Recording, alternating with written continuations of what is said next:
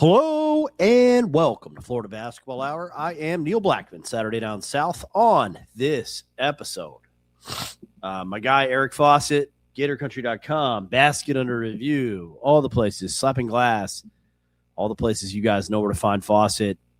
He'll be joining us. We're going to talk Florida's transfer portal strategy, kind of what we think the vision might be. We're going to talk about some of the best guys in the portal, people that are, committing as we speak, kind of talk about maybe the impact of the 2-week window and the fact that there's only one window now it has certainly made portal season much more interesting. And there are market trends that are emerging. Evan Miyakawa had an article today that he dropped at the Evan Mia blog about some of the market trends right now, just sort of noting that NIL is up, which kind of proves a point that I've made pretty repeatedly, but other personalities, Darren Heitner, Mitt Winter, people that practice law in the NIL space kind of talked about how there's not the idea that the money won't happen is just not true. And even if anything, the rev share in basketball, there are schools that are going to get a portion of the rev share sent to their basketball program. Florida, very fortunate, and should be one of those programs, right? The Gators should give a meaningful amount of revenue share money to the men's basketball program. And that is just smart, given the tradition in Florida. It's meritorious, given the tradition in Florida. But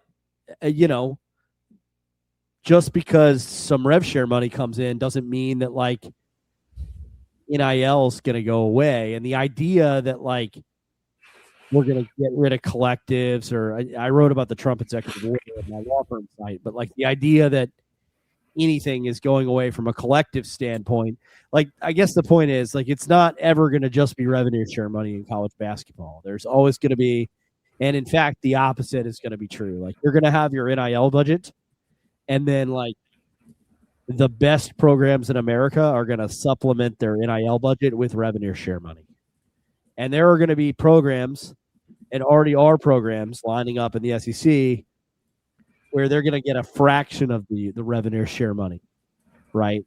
Florida, Arkansas, Kentucky, I can tell you right now, and this isn't I'm not speculating because it's a cool thing about our podcast. When Fawcett talks about NIL, it's from a position of seeing what's happening firsthand. When I talk about revenue share money, it's because I work on these contracts. I've seen what's being shared. Kentucky, Arkansas, and Florida are unicorns in the SEC from what's happening from a revenue share standpoint. Now, will that continue? Let's say Sean Miller wins a lot at Texas.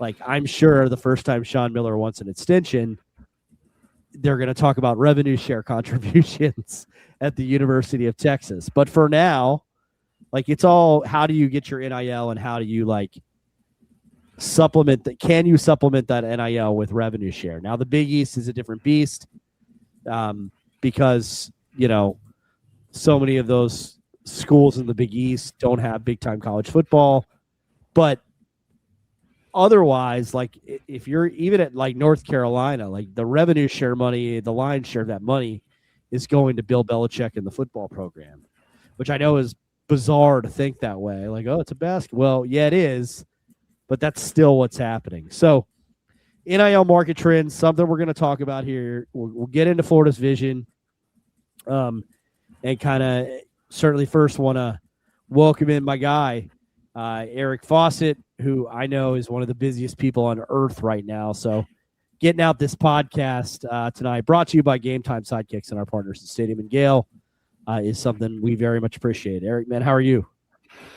Yeah, I'm great. Good time of the year. So still wish there was games going on. It's still always bittersweet whenever the NCAA tournament finishes. But the wheel of college basketball does not stop spinning with the national championship game. So really interesting time of the year. I would say kind of there was when NIL was first implemented, it made for of course, a kind of crazy portal season, but man, in a lot of ways, this has been the craziest one yet, with ballooning values, with really changes in the way that players are going about the portal system. In a lot of ways, almost like negating the portal system. If you've seen everyone that is going into the portal now with do not contact tags, which used to be like a story when guys did that. Like that used to be like a big thing. Like, oh, like clearly there was tampering. Clearly there's just like a player knows what's going on. Now, just like pretty much every player is, and there's, changes to why they would do that. But between that, the ballooning value of guys, the continued recruiting of European players and general international players. I think this was like the craziest off season in recent memory. So, yeah, it's point being, yeah, really, really fun time of the year, and lots to talk about from a college basketball standpoint nationally, as well as Florida basketball. And it's interesting, just kind of my response to just the tail end of what you were talking about, with just the way that revenue share and NIL affects football and basketball differently. It's really interesting. And I know people who listen to this or have listened for a long time know that I am no expert in the college football space. I'm probably, pretty much dumber than most of you listening when it comes to college football. But what I do know about college football is, when you turn on a college football game, the guys that pay the big money, the big time boosters, you don't really see them because they're usually in a maybe a luxury box, something like that. And when it comes to college basketball, the big money boosters are right there on the floor. People who there's a lot of people who will ask, who is that guy who sits by Florida's bench and Todd Golden, and who might even talk to Todd Golden during the game. And that is not the only place that happens. And there is something about the sport of basketball and the access that people can kind of get to players, the kind of experience they can get from being big time donors in basketball. And even the way that it's a lot easier to say like, hey, we've like, 13 kind of relevant players, but really 7 or 8 on a college basketball team.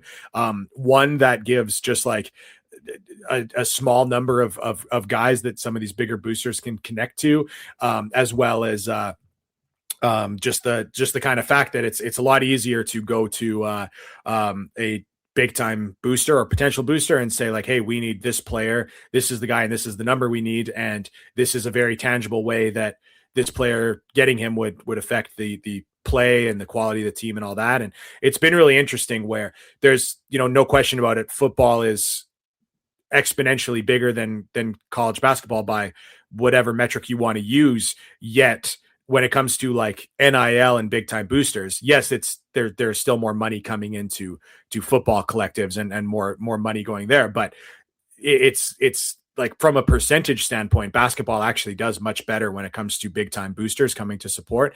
And, you could go into a number of reasons why that might be. I think I named a couple of them, but yeah, whatever the case may be, I think you laid it out quite well. And that it's kind of actually funny. I mean, the revenue share is like playing a much bigger role, I would say, at I guess maybe Big East down, like you mentioned, like it's really, really affected the A10 positively as what, like a mid plus that doesn't have football.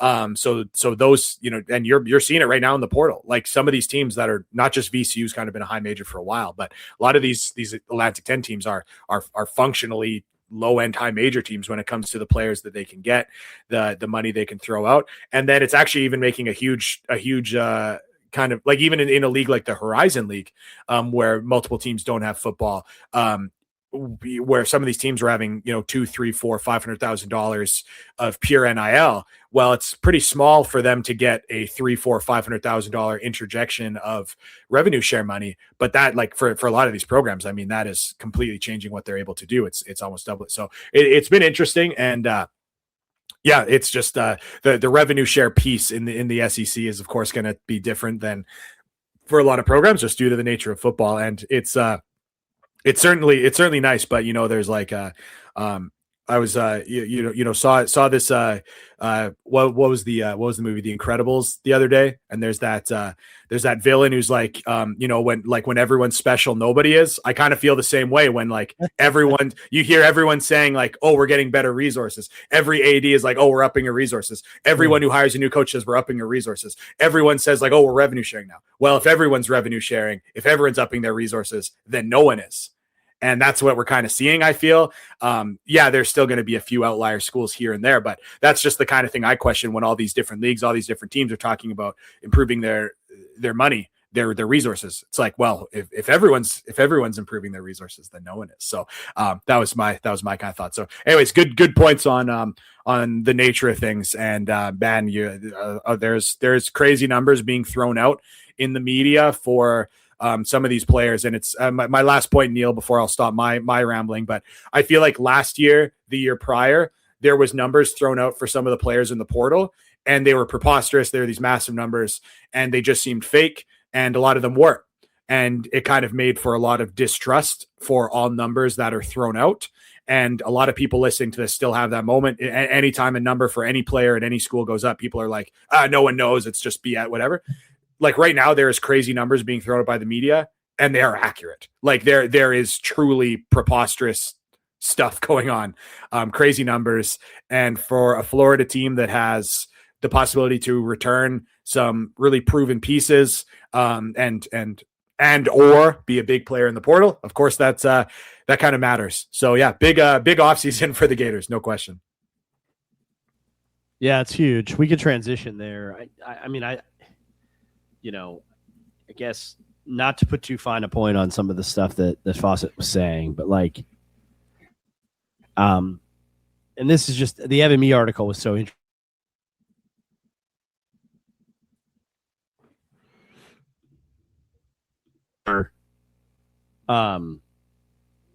For players overall, and a 73% increase in the Power 5.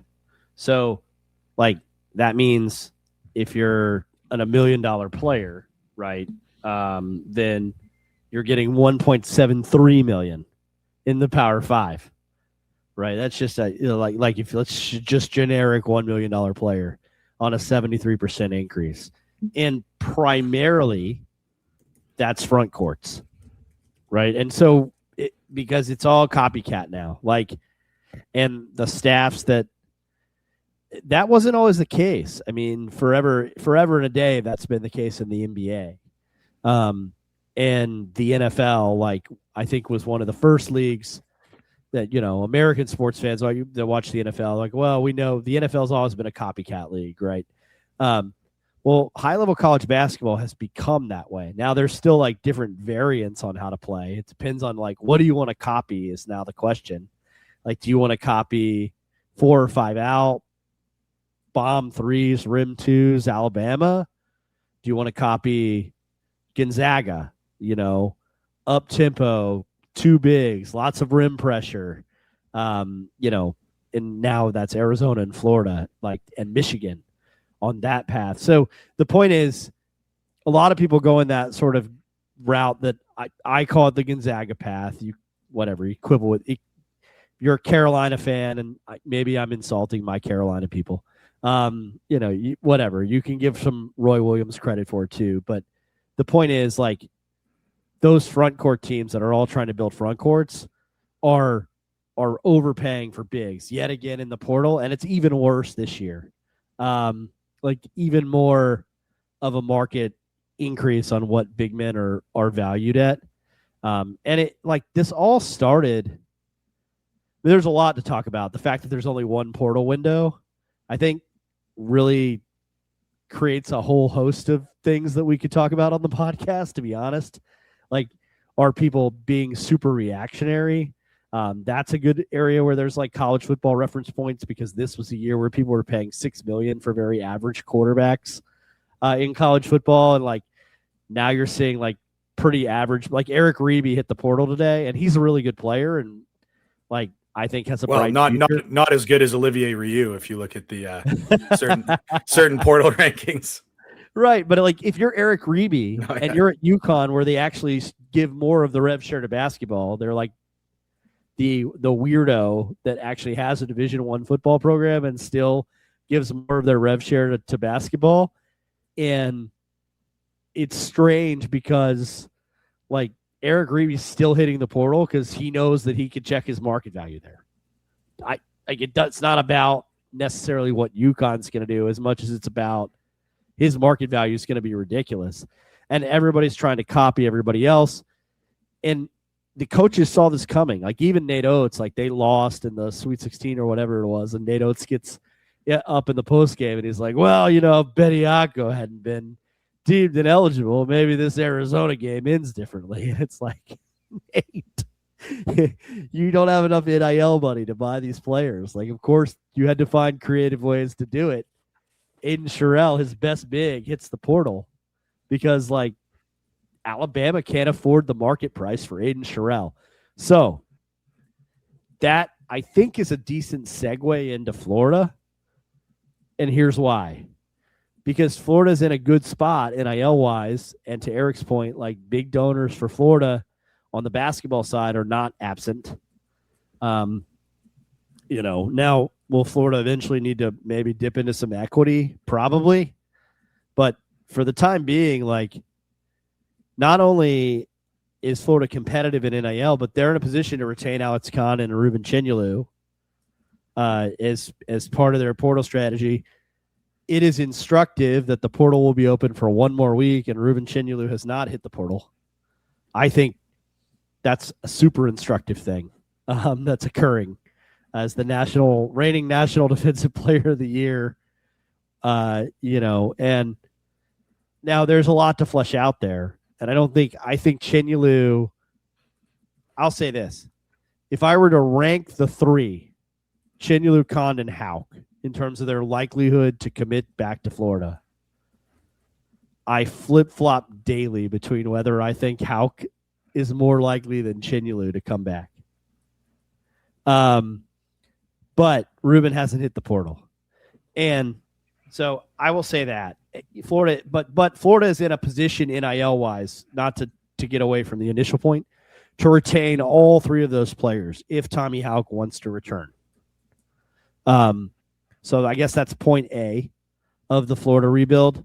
And then point B of the Florida rebuild to me is that there is a backup plan. And I guess it's kind of leaked out what it is mostly, but there's a very clear plan if Thomas Haugh decides to go to the NBA.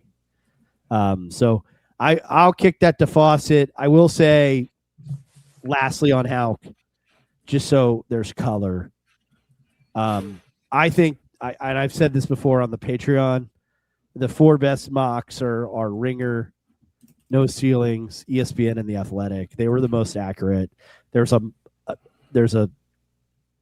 The last 4 years, the No Ceilings guys actually did the slot accuracy, and those were the most four accurate on slots. Only No Ceilings has Haugh out of the lottery. So just frame the Haugh decision however you like with that kind of background. So to start, Neil, as a Disney guy, I appreciate you just politely smiling and nodding while I misquoted this syndrome character. I think I said if everyone's special, no one's special. I think it's if everyone's super, then no one's super. But this belies a very important point that I'm about to make. So lock in, everyone. I really do feel like there's a very serious, like a legitimately good argument to why all three of Florida's big three should come back. And I will say this includes Haugh, but I'll use just like Haugh as a perfect example. And I know that logic doesn't always come into play when it comes to NBA dreams and what guys are willing, when you got NBA opportunities, guys really, dream of going to that point. I get while like, hey, if you're a fringe lottery guy, whatever, you want to take it. But many of I coach in the Canadian Elite Basketball League, the pro league in Canada, and we run in the summer, and we do that in order to get a much higher caliber of player than we would get if we were competing with, every league in the country. So we have many guys that play in the G League in the fall, winter, and then they'll come and play in Canada in the summer. So, I'm quite kind of familiar with the G League caliber of guy. I mean, for example, Tyree Samuel was a good player in our league. Like those are the kind of guys that come over, guys that are like 12-8 guys in the G League can come over and play in Canada. And when you look at the G League, it is unbelievable to see the amount of guys that are first round pick, late end lottery picks, guys that got their opportunity, had all kinds of hype, and were out of the league in 3 years, playing in the G League for $50,000 and are playing Canada in the summer. So if just like statistically, the amount of players that get to their second contract in the NBA is extremely low. Even guys that are fringe lottery picks like Haugh or a guaranteed lottery pick, whatever you want to say, low end lottery pick, fringe lottery pick, whatever. So like if you're Haugh, like, and you're just like, actually, if someone was to talk to him and just say like, kind of like, okay, holistically, like in your life, what are you trying to do? He probably loves basketball. I'd imagine he would say that's one of his, top things. He probably like loves his family. He probably enjoys his friends, but like, ultimately I would imagine two of the top things in his life are he wants to play basketball and get everything out of basketball, and he wants to enjoy his life. That's why most guys also, pursue basketball at the highest level they can, is they want to enjoy their lives. So if you are just like legitimately talking about to Thomas Haugh about like, how are you going to maximize your basketball value and maximize your enjoyment in life? There is one path where he goes to the NBA this year, and he gets his rookie scale deal. He gets drafted 12th or 13th, and that puts him somewhere at between $4 and $5 million a year for his first year, I believe. And that's great money that Florida would likely come close to matching. In addition to, like, who knows, like those are the guys that get like real NIL deals, like not just in Gainesville in Florida, but like nationally when you're that kind of guy coming back. So, money wise, it's not like it's not a big hit right away. He's not going to get a huge raise to go to the NBA. And statistically, I'm not saying anything about his particular play, his particular style, his particular upside. There's guys with unbelievable upside. They're out of the league in 3 years. That is most players. That is a high majority of NBA players. They come in as mid-first round picks. They're out of the league in 3 years. And as much as you would never say, hey, how just like statistically, that's going to be you too. You could just say like, hey, if your goal in life is to just play basketball at a really high level, make a lot of money and enjoy your life. If you enjoy your time at Florida, why not come back? Why not make another $5 million or more at Florida? Enjoy your life and really enjoy being a Gator, because you'll never get that opportunity again. And if you go and talk to these guys that are out of the league, that were first round picks, that were in the league for a couple of years, are now in the G League and now playing in Canada in the summer, because I talked to those guys, they look back incredibly fondly at their time in college. They don't even really look back super fondly at their time in the NBA a lot of the time. They really look back at their time in college. So why not just come back to Florida, have a super fun year by every metric? And with all due respect to, Haugh, you're probably never going to be the best player on your team ever again if you go to the NBA, if you go to Europe, if you go to the G League. So like, enjoy that experience, enjoy being at Florida, enjoy being around your friends, and get another $5 million. And then you'll go get that first round. You're not going to lose draft stock. Also, a savvy agent could even give you you could get a quite lucrative insurance policy that ensures if something did happen at Florida, you'd be covered. Your career earnings would be covered. That's what a lot of top guys do, get these insurance policies. And if you're just trying to maximize earnings, maximize your enjoyments of life, I really think there's a great argument for Haugh to come back to Florida.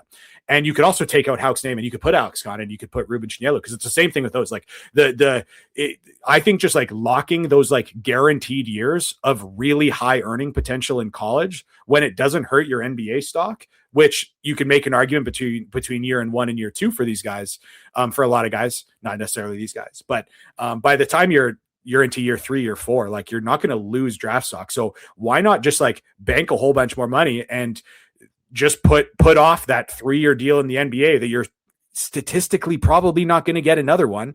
And instead of like playing for me in Edmonton in 4 years, maybe push that back to play for me in 5 years.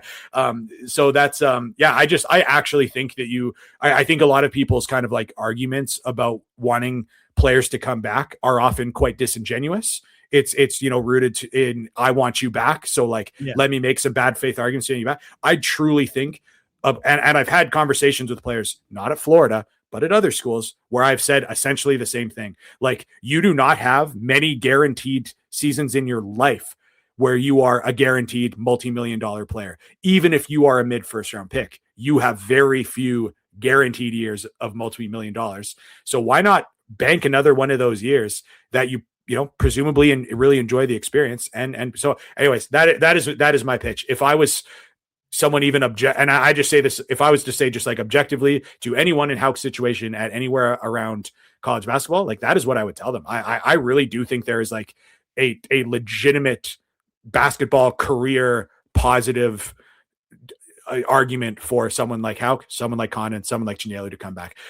Who all takes it? And again, the inverse is that I don't think it would be a bad decision not to do that. I just think it's like, it's not the like, oh, will they sacrifice the NBA? Will they sacrifice their next thing to have another fun year of college? Like, I don't actually view it that way. With the money that there is available right now, like this could very well be argued as like a very smart career, earnings, enjoyment of life decision. So anyways, that is my pitch. Yeah, I mean, so I could add some basketball. I think all that's right. I would add one more intangible piece to that analysis on Tommy, which is that, like, in my view, he's already one of the 5 best Florida basketball players ever. Just in terms of like accolades, the accomplishments that the team has had while he's been on it. If you wanted to argue with me about that and say he's only in the top 10, I would respect the only in the top 10 counter. I would not respect outside of the top 10. I just think that's wrong. I think there's an argument he leaves as the best Florida player ever, which could be another motivating thing. Like, depending on how it all goes, he would be a guy that is a 4-year player and came here as a 3-star. And left as maybe the best player in program history and maybe a top 10 Florida Gator in any sport, maybe even a top 5 Florida Gator in any sport. And I mean all that sincerely. That's not like, I do write about the football program, occasionally have to write about the baseball program. It's an incredible opportunity in that regard. And I think the bow on top of that is that this is a really, really loaded NBA draft. It really is. Good point. And like the draft next year is not as good. It's just not. I did an ESPN radio spot yesterday where I talked about Tyron Stokes, for example. And I said, I hate that. Look, I'll just be honest. Like it's 8 years into the pod. I might as well say what I think, right? There's a lot of racially coded crap with like character issues. And like, I don't buy like character issues on Tyron Stokes, but I do think that there's legitimacy to the question of like, is he easy to work with? Is he a little entitled? There's a reason that like Bill Self is like one of the only coaches who can handle a player like that. I think he would eat Mark Pope for lunch if he chooses Kentucky. We'll see what happens there. But when a bunch of coaches say it, like that's a real thing. And he's still, despite those kind of questions that have lingered since he's been 16 years old, like still probably going to be a top 5 pick in the draft next year. Like even with that, because some GM is going to say, I can deal with it. I can Charles Lee and LaMelo him. And like, maybe you can, and the sample size on Charles Lee and LaMelo is still very small. So let's not say we've turned that corner. But you get the point, right? Like there just aren't generational freshmen in waves next season. And we just saw what happened to Axel Lindenberg. And like I talked to Tyler Rucker about the age thing, and he like was trying to no ceilings. And he was saying like, oh, well, age is still a big deal, and that could hurt Tommy. And I thought, I don't think it is that big a deal. Like, I think that age can be a big deal position-wise, but I don't think a plug-and-play, like, 3 or stretch 4 is necessarily going to be judged based on, like, it's not like Tommy was ever evolving into a franchise player where, like, age might be a question. He's a plug-and-play rotation player in the NBA. And, like, so Axel Lindenberg helped himself by coming back, and he's the same age as Haugh was last year when he made that decision. He's 2 months younger, but the point is, like, on draft night, Haugh won't be any older next year than Lindenberg was, give or take a couple months. So like he can't hurt himself. Condon, it's a no-brainer. It's a financial decision. Like here's the slot value.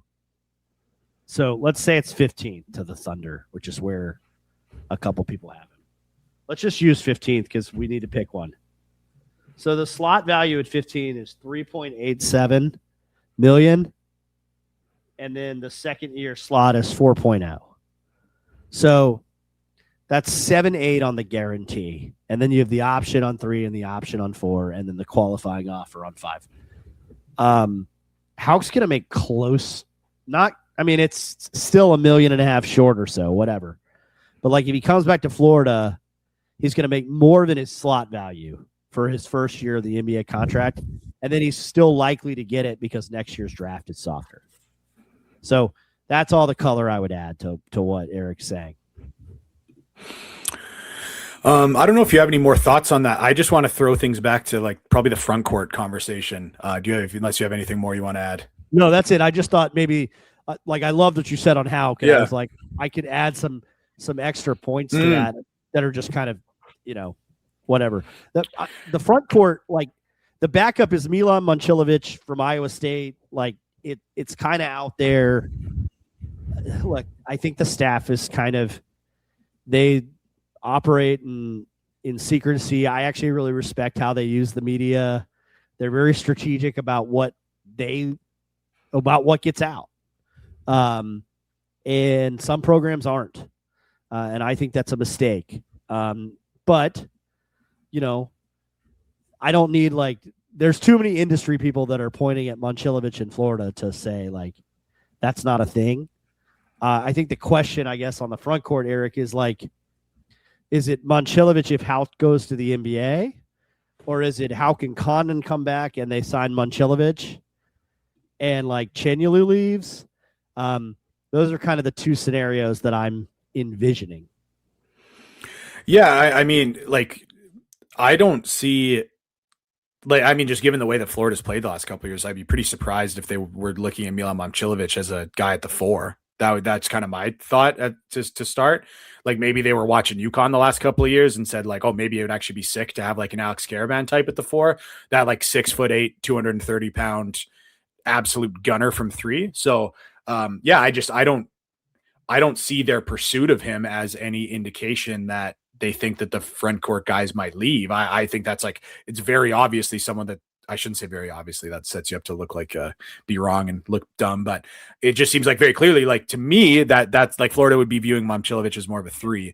And it's also interesting. And you could say that, on one hand too, yes, Florida is doing their best or not doing their best. Like you said, they're not ones to just leak everything that they are trying to do. But at the same time, it's kind of harder than ever to have this stuff not come out because there are agents involved and agents talk. Correct. And so point being, it's easy for information to be disseminated at the moment. And Florida's not involved with a lot of front court guys. And I would also say that for the purposes of this discussion, Momcilovic to me is not a front court guy. Could he play the 4? Absolutely. I actually think Florida would look really good with Momcilovic at the 4. But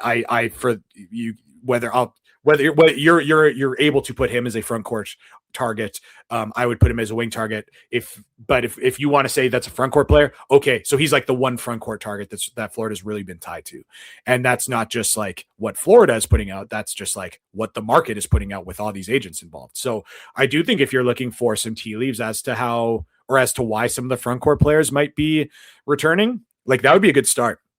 I also do think with just the absolutely absurd numbers that are going to front court players, I do think that people should start to kind of prepare for Victor Mikic to play a role next year.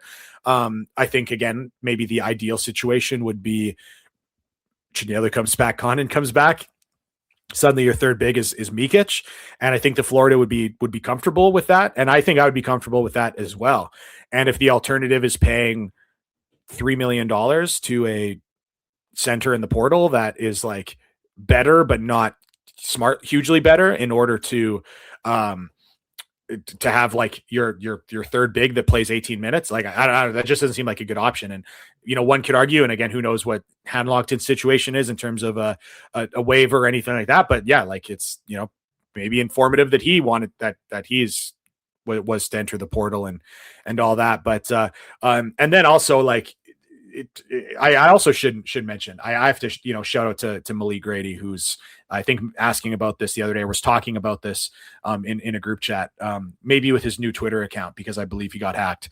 So sorry if you're listening to this, Malik, but there's some discussion about Jones Lay, and I'm actually just going to put you on the spot here. I'm just curious if you've heard anything, because I've heard very little about Jones Lay. He also plays at a very good high school, yet one that just does not put much film out.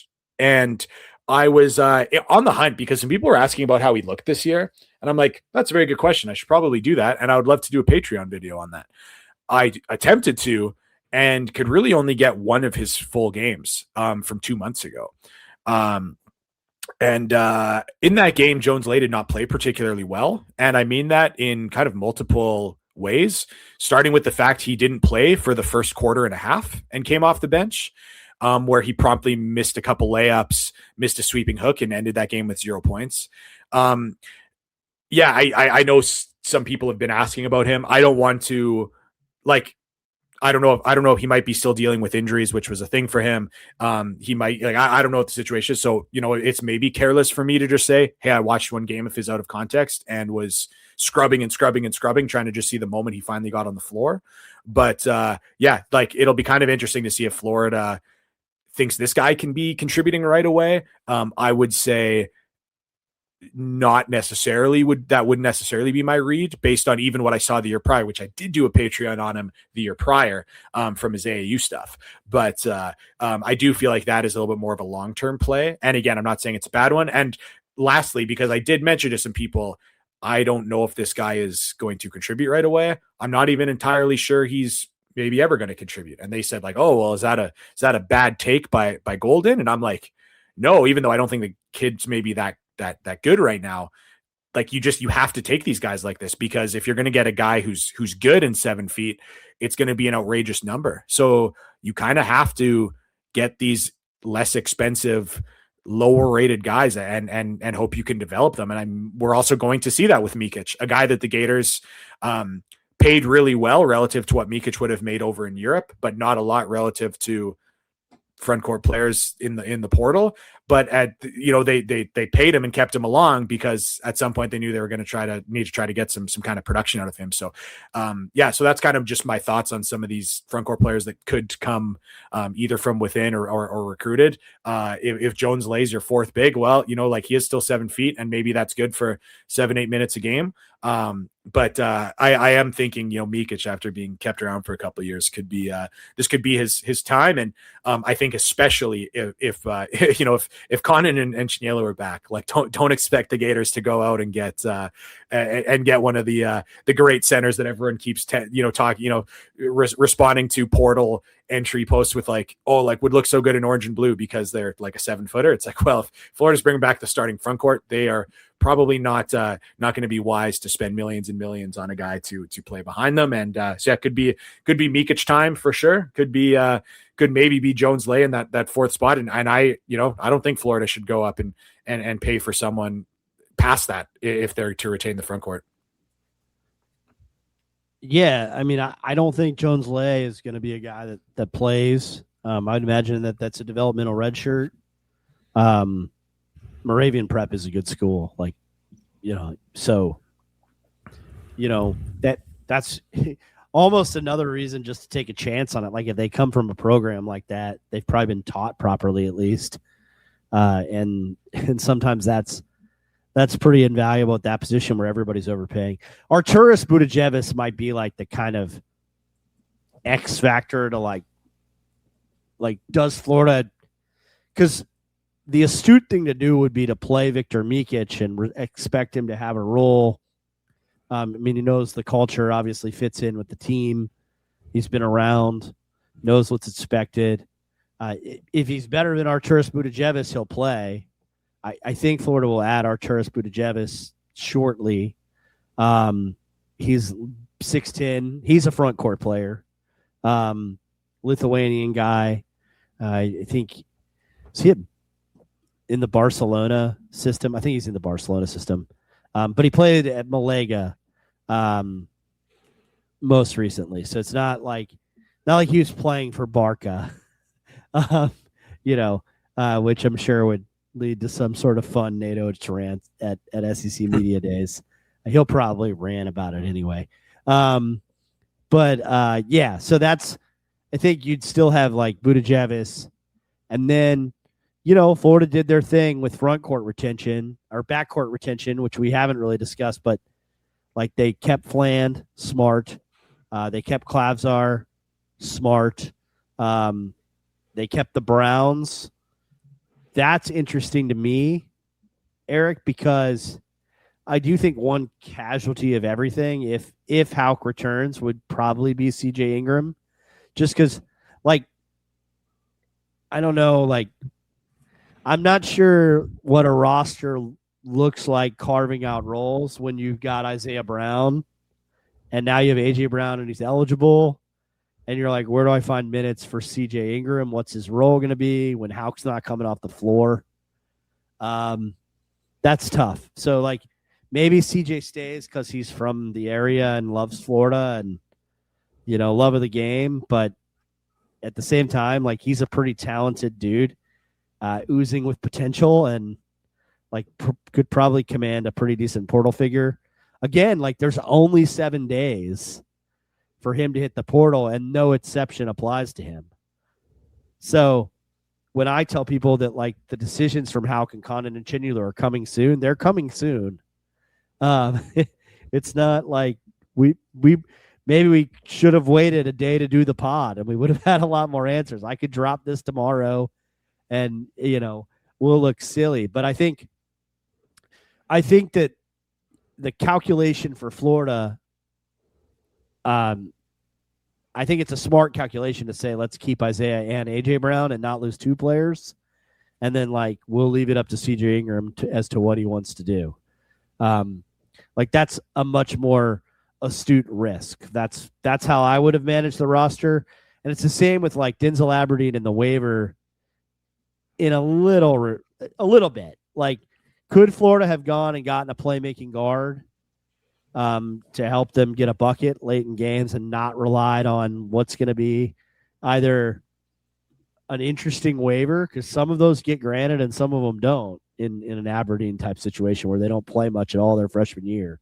There are players who've gotten them. I've been able to research that. And there's also players that don't. It's not Zakai Ziegler who was denied it, because Zakai was the 6th man for Tennessee his whole freshman year. Like, he played hundreds of minutes, literally, and was all SEC. But, to Eric Fawcett and I were texting, and he's like, it's not Namari Burnett. And I looked it up, and I was like, oh, yeah, it's not. Because Namari Burnett, 6-year player, just won a national title with Michigan, had a medical red shirt, and he played very sparingly as a freshman, but more than Aberdeen. But that was a COVID year. So he got a COVID year, and he got a medical. Now, I will say, in lawsuits, part of why people say it's arbitrary is because we get to COVID year. Now you get the medical, and right, like, there's no real even application of what should be a pretty straightforward rule. So I think Denzel, like, is pretty likely to prevail in court. But Florida retained Alex Lloyd very quickly, so they must like Alex Lloyd, because you don't retain Alex Lloyd and then go get Denzel Aberdeen if you don't like Alex Lloyd, honestly. And I think that's a sensible – you kind of have to think about it for a second, but I think if you think it through, it's a sensible take, because they clearly are comfortable that Alex will take some sort of jump and he could contribute something if he has to. They would prefer to not have to ask him to do that and have a real nice rotation of Fland, Aberdeen, and Klavzar. Yeah, we recorded a Patreon on Denzel Aberdeen and just kind of how his game changed a little bit at Kentucky and what that could mean for Florida. Yeah, dropped this week. Sorry, Eric. So you can. Oh, no, it's no problem. I'm just giving people a heads up that that'll be coming. But I did mention something on it that I will reiterate. I'll just put it out there that I don't think that Aberdeen gets the waiver, and I know that it's something that everyone kind of, and I'm actually guilty of this too. So people who have listened to the podcast who have probably pointed out that I've said this, that is accurate. But there is certainly sentiment out there that, oh, like, well, the NCAA just loses everything in court. And I've definitely made that comment, both seriously and as a joke. And for a lot of years that was true, but the NCAA has like kind of been steadily winning a lot more eligibility cases over the last year. And I know it's just like kind of hard. Like whenever something like this happens, it just becomes a barrage of like, well, this guy got one, but then this guy didn't. And then this guy. So there's I do feel like it's kind of hard to establish precedent. Like, but I do know, like, you know, Ben Chase, who obviously like really smart guy. He just kind of as soon as it happened, he pointed out Namari Burnett. Someone quickly pointed out to him and said like, oh, well, Burnett's kind of different because he had the year that was given to everyone. Then he had a medical waiver and it's not really the same, which I agree with. I don't see the case at all the same. And right away, Ben was like, oh yeah, that totally makes sense. I was just like throwing out a hypothetical. Thanks for letting me know.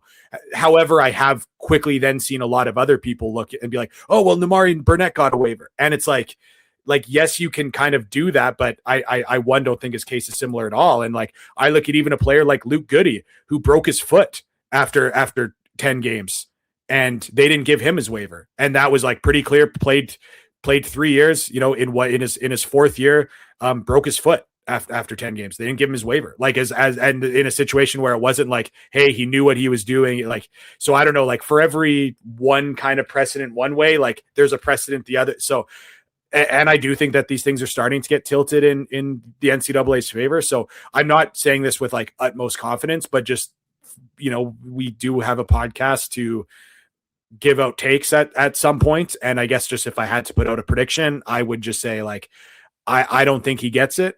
But it's really interesting. Like I'd rather just talk about it like Florida does get him for the year, because it's much more interesting than just talking about the hypothetical where he doesn't. And I do think it's really interesting where Florida tried to get the individual creator, tough shot maker, and just, you know, kind of the extent to which they missed on Xavier Lee, we can argue, and maybe we actually do need to, like, you know, just how poor that season was. I mean, whatever, we can argue the extent of it. But kind of fundamentally, the two kind of issues with Lee was like, one, he didn't make shots when Florida really brought him in to make shots. And two, he didn't defend at a super high level. He wasn't a very good defender. I know Golden really like went out of his way to say that he improved defensively. And I kind of took that as more, he's trying to motivate him. I don't actually think he watched what Xavier Lee was doing and thought he was defending better, but those are kind of the two issues. So obviously Denzel Aberdeen is a much better defender than Xavier Lee. And he also is someone who has now put together two really good seasons shooting the ball. Nothing insane, but like two steady, consistent years shooting the basketball. And he also really, you know, increased his shots off the dribble last year, started to hit those. We talked about it in the Patreon. He also finished better at the rim. And we showed that on the Patreon, which is a big shout out to many of you who watched the breakdowns of Denzel Aberdeen 2 years ago, where his struggles to finish at the rim were a big deal. So I do think that if Florida were to get back their big three, or even two of those guys, I think it's like, while I'm not the biggest Denzel Aberdeen fan, I do think it is a clear upgrade from Xavier Lee. So if you think you're getting the top three back, if you think you might even getting two of those guys, but I do think you would be getting considerably better in the Xavier Lee spot. Like, okay, like now we're cooking like that. Now that like you bring back your point guard, you bring back the other three guys, and then you really improve at a spot that was disappointing. It's like, well, that's how you might win another championship. Adding in that, of course, like Isaiah Brown looked really good. And I think everyone's kind of would be ready for him to play more minutes. I think a lot of us would really like to see Alex Lloyd and what he does more. So yeah, it's like one of those things that was like, because it was such a kind of safe pickup, like not the sexiest player, particularly coming off a year with Kentucky, where Kentucky was no one's favorite team to watch and underachieved. Like, yeah, it wasn't the home run swing, but it was one that Florida felt confident about, a guy that they kind of knew and who's kind of put together two really, you know, steady seasons last 2 years. So pretty interesting take even from that. Like even if it wasn't a Marfo and a guy that was like left and came back, like still just like looking objectively at the player, it was really interesting to see that they took a spot that was kind of like a Xavier Lee, where they tried to get the best shot maker, most electric guy they could and kind of missed. And they did get the guy who's like not particularly electric, but can make some shots and defends well. Like, so even if they got another 6'5" player who fit that profile, it'd still be kind of an interesting take. Then you of course add in that it's someone that won a championship with the Gators and decided to go somewhere else. Yeah. I mean, that's that does make it really interesting. And I know you and me talked about this when Denzel Aberdeen left, and there was a lot of like vitriol sent his way by Florida fans. I mean, I don't need to speak. I don't want to speak for you, but I think you did agree with me in that, like, it was kind of foolish to, like, I didn't see a problem with it. And it was always kind of funny to me when like fans were really upset with it, but all his Florida teammates kind of understood. And it's another example that, like, I know people don't like thinking about this, but like Denzel Aberdeen did what a lot of other guys would have done. Like a lot of your most favorite Gators of all time would have done the same thing if the situation allowed. And I know that's uncomfortable for people to think about. And that's also why all of Denzel Aberdeen's teammates like hugged him on the way out and said like, hey, go be great. Like, thanks for what you did. And also we totally understand what you're doing. So I do think, I'm assuming he is, if he were to be eligible, that Florida fans will that really hated him will change their tune pretty quick just as soon as he's back in the orange and blue. But I would just like to put on the record that I was never someone who I never criticized him for that decision. And so I believe you were similar. You know, you're welcome to speak for yourself, though. I don't want to speak for you. No, I mean, I thought it was really silly that people were criticizing him for now, and I even thought, especially because I assumed it would be his last year of college basketball, because to Eric's point, like the NCAA is winning eligibility cases where the black letter of the rule is clear, and the black letter of this rule is clear. Now, the good news, if you're Denzel Aberdeen's lawyer, I am not, but I do represent players, and you know, I mean, to Eric's point, I just had probably my highest profile player left his school this week, committed to another school. And a lot of it was because, like, there was just a better financial opportunity for him. It wasn't because he didn't like where he was at. And Aberdeen did, this particular player I have was just a freshman last year. So the point is, like, you know, I think when you like Aberdeen, he played 41 minutes, and the NCAA in basketball has a different rule than in football.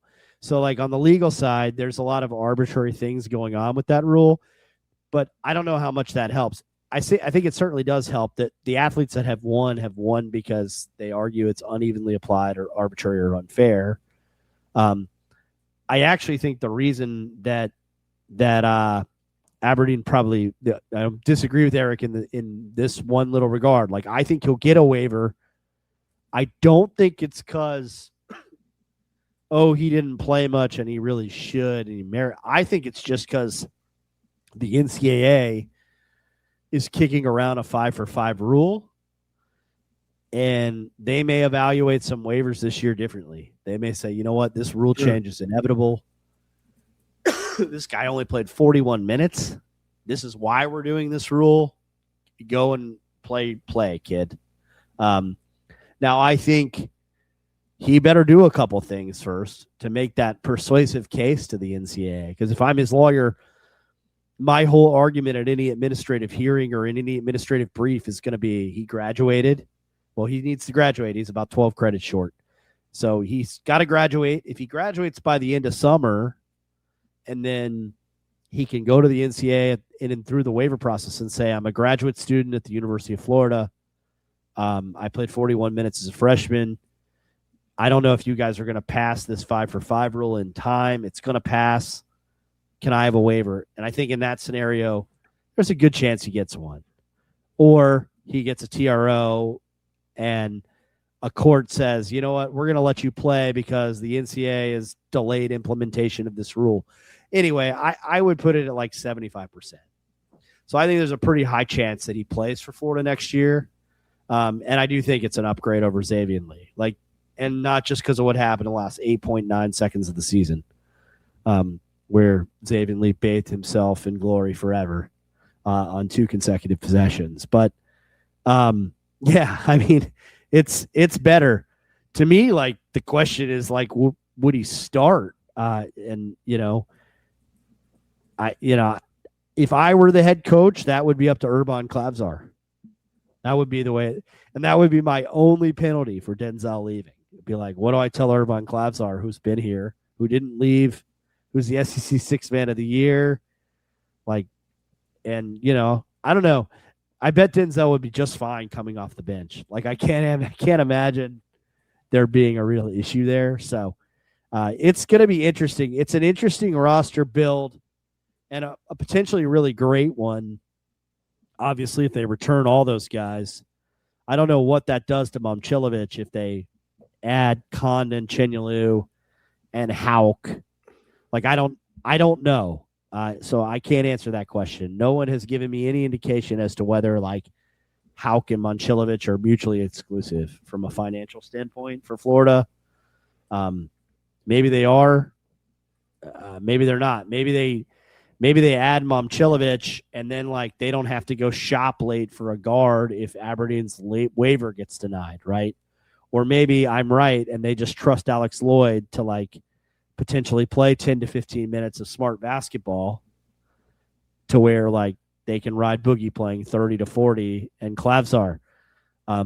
That seems risky, not because I don't like Lloyd as a prospect. I do. I still love the kid, but also like I just feel like Flan's injury history and like Klavzar is kind of slight. So, I would love to have just a tiny bit more depth in my backcourt. But maybe AJ Brown adds that. Maybe Isaiah Brown is really a two guard and not kind of a positionless wing. Either way, I think it's an SEC favorite immediately and probably a top 10, if not a top 5 team.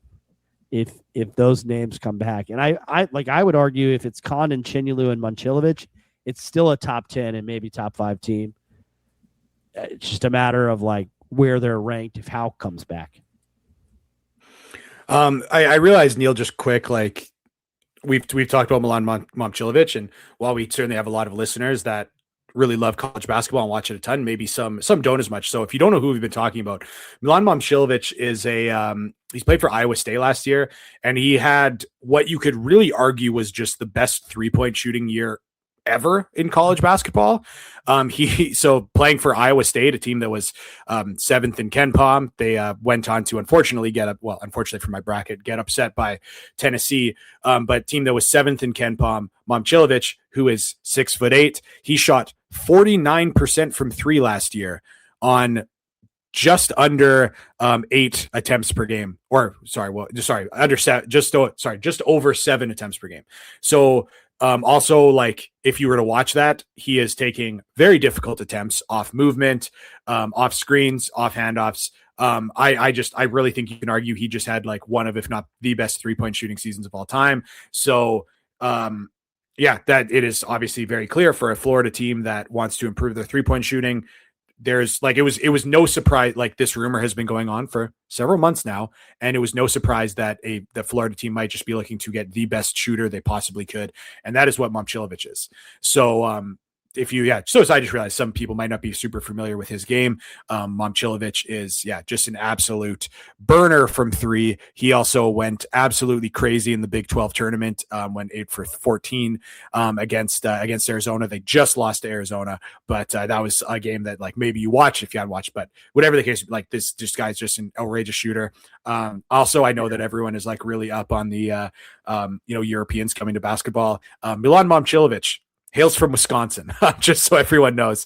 If you're like, Neil's talking about guys that played at Malaga and Barcelona earlier, that is not the case. This guy's from Washington. And I believe I heard him in an interview. He was asked about, growing up in Serbia and what that meant to him. And he's like, oh, I've never actually been back home to Serbia. But so he is an American player. But the name Milan Momcilovic, if you've got an idea in your head of someone who just has like length and shoots the ball really well and is super skilled, well, yeah, he might, then he might as well be European for you. But so he's tremendous. I also just on a overall college basketball kind of note, I just think the 5 years the 5-year clock with 5 years of eligibility, I think would be such a good thing for college basketball. It would eliminate so much gray area. And I know that right now the NCAA is having problems. Guys are coming over from Europe, 21, 22, 23 years old. Some guys that were 23 years old getting ruled as freshmen in college. Like, that is crazy, in my opinion.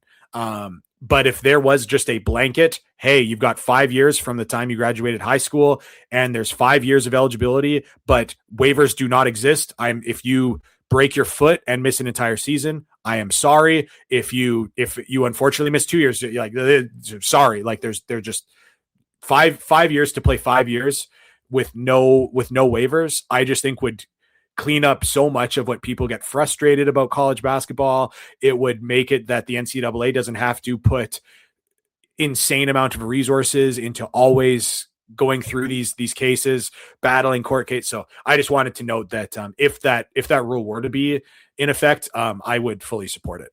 Or while they are considering, I will say I fully support that.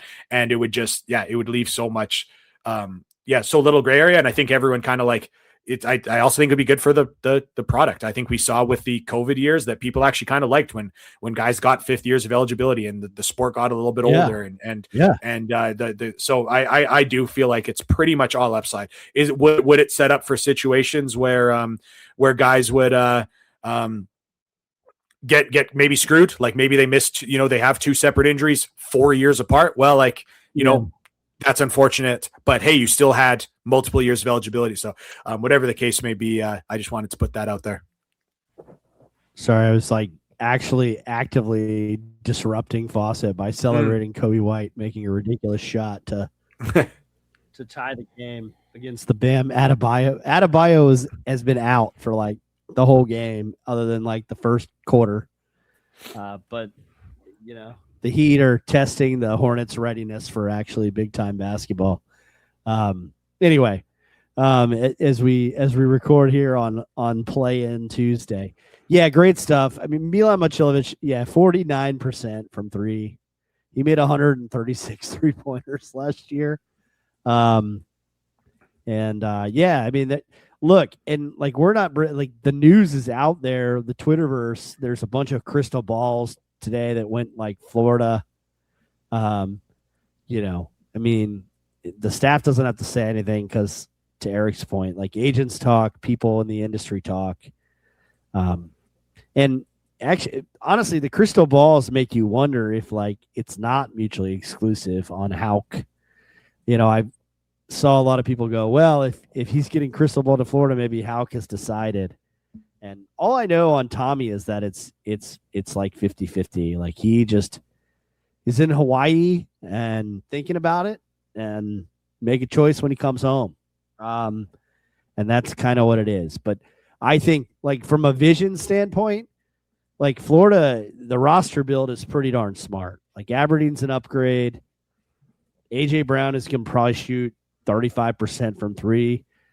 Boogie Fland, shout out Malik Grady, posting some interesting Flan numbers the second half of the season.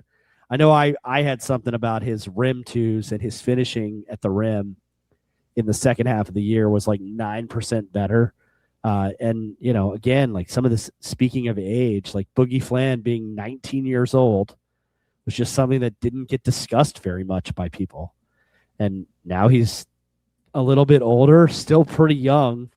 And he started to get better, like playing through physicality. And, his shot's weird. The elbow's out, but it's at least pretty consistent stroke. And he started making it more. Isaiah Brown can shoot. Like, Florida's going to shoot better next year, I guess is the point. But then if you add Mochilovic to that, I mean, goodness gracious, they're going to be really problematic offensively. So I realized I wanted just to complete I forgot to complete my point, what I was going to say after the Momchilovic thing relative to the roster build.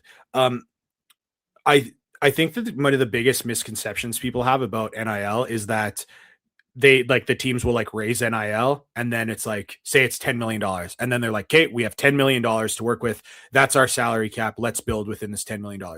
Like, to an extent that is true, but because it's still kind of an open market, what really happens a lot more is like, you're constantly pitching, like, what kind of support can we get? So with a lot of these, like, particularly later portal gets the last couple of years, it's not because a team like had cap space left. It was because they got a guy that they wanted to get, and then they went to their donors and said, like, hey, if you can raise this money, we can get that guy. And that is, I still feel like people don't fully grasp that about NIL, where it's not just like Florida. Like, people always want to say, well, like, how much NIL does Florida have? Because they want one finite number. They want it to be like the NBA, where it's like, this is the salary cap, this is what an owner is willing to spend.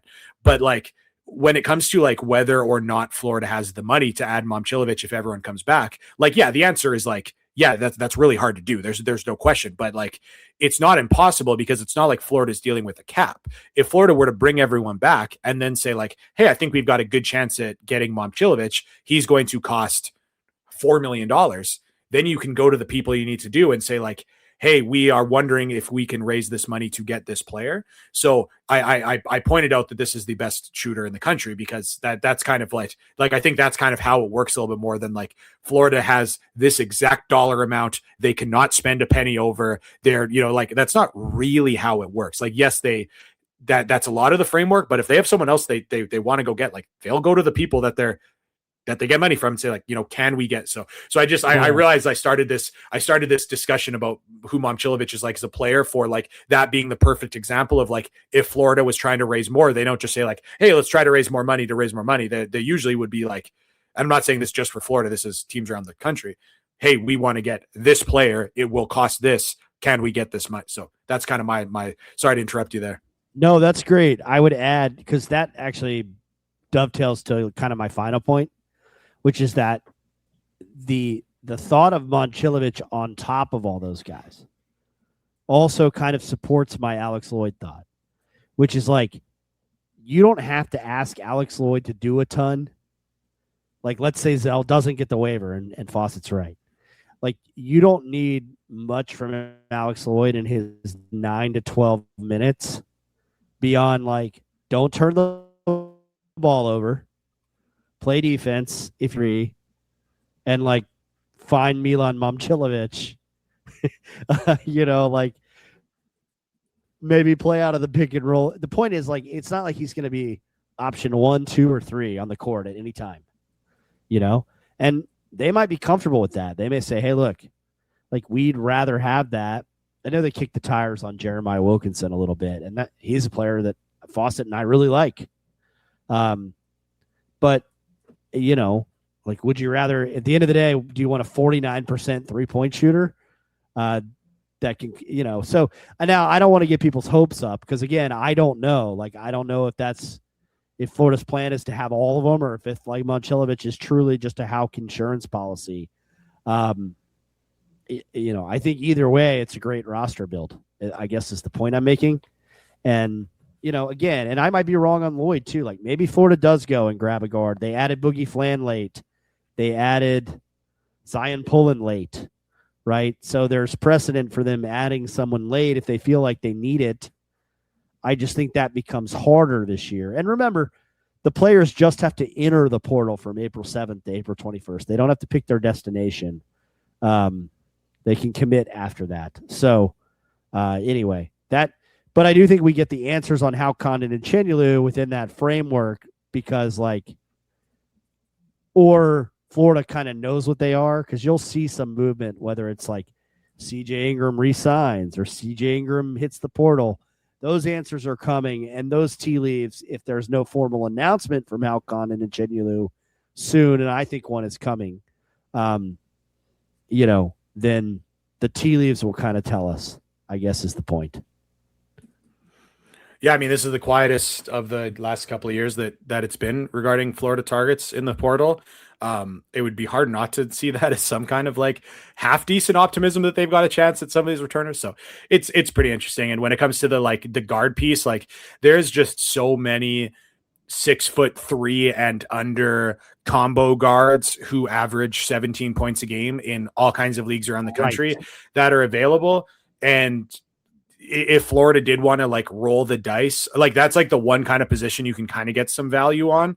And if Florida did just find one of those pieces that they were a believer in, rolling the dice on that kind of style of player would not be terribly expensive relative to upgrading up. So it would be interesting to know if or to see Florida just grab like one of those guys and see if they could grab a guard of the future. But that's that would be just like not something I've actually seen them tied to or anything like that. And yeah, it's made for the most unique portal season of the last couple of years for sure. When with kind of just such optimism and such, legitimate chance to bring back key guys. And I know I just like made my thoughts known earlier on why I think Haugh or these other guys should come back. I'd be interested to know what Florida's pitch was, but I just whatever it is, like I know people would just like love to get these guys back just for true love of Gainesville, love of the university, love of the team. But like, I think I truly think there's like legitimate basketball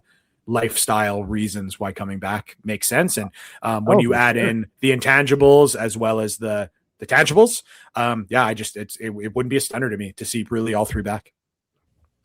Me neither. And liking where you're at contributes to that. So it's like, Tommy Haugh does love Florida. It's a lot easier to love Florida when you're getting millions of dollars to return too. But all things being equal, that's pretty cool. You grow up dreaming of going to a school, and now they're like, here's several $1 million so that you stay for your senior year. Like, oh man, you talk about a dream come true. So anyway, cool. Had a lot of fun on this show. Make sure you guys follow Fawcett wherever you can find his work. Slapping Glass, Basket Under Review, all the places, man. Kevin Sweeney and him doing their show. And then, catch some Edmonton hoops when you can. So Fawcett, I'll let you sign us off. Thanks to Game Time Sidekicks and Stadium and Gale for your support. Go Gators and keep attacking closeouts.